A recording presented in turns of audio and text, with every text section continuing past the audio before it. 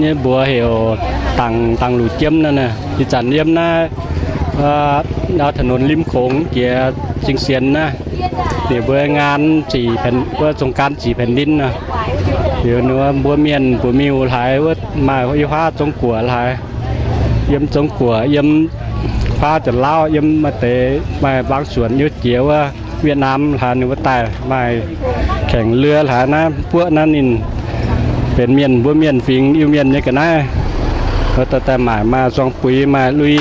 ควานหาเฟสุยแล้วหามาทางยุ่งจุมาพวกนั้นว่าจะวานหาว่าหลงตรงแปะโจแต่จันเนี่ย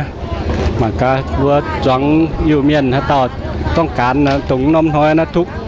ทุกปีตรงน้ำห้อยว่าวันที่17ถึง18แต่อีน้ำห้อยเดือนเมษายนน่ะ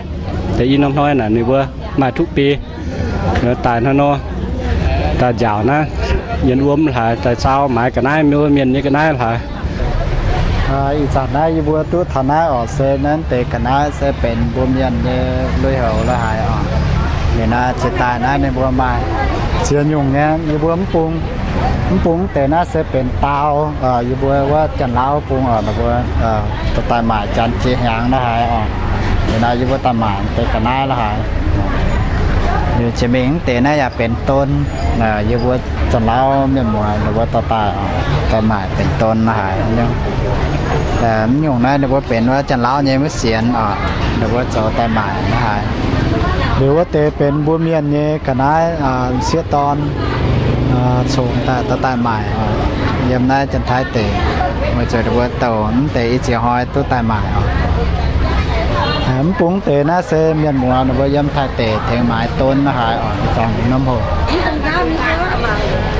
หรือปุ้งอยากไปห้างเนี่ยหรือว่าเป็นบัวเมียนหมายกันนะหรือว่าไปยามกับท้ายตะปุ้งหรือว่าหมายหรือว่าช่วงเป็นยูบัวจะเล่าเมียนละหายเจียมาเตะกับท้ายชัดเจนหมายหรือหมายกันได้หมายนะบัวเมียนนี้กันได้ละแค่ซิวแปะๆมาพวกแปะแบบพูดสวนใต้นี่แต่มี